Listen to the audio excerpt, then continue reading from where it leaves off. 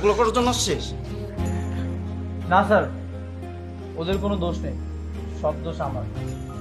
কসম স্যার, সব দোষ আমার, ওরা সবাই মিথ্যা বলছে। বন্ধু আমার বন্ধু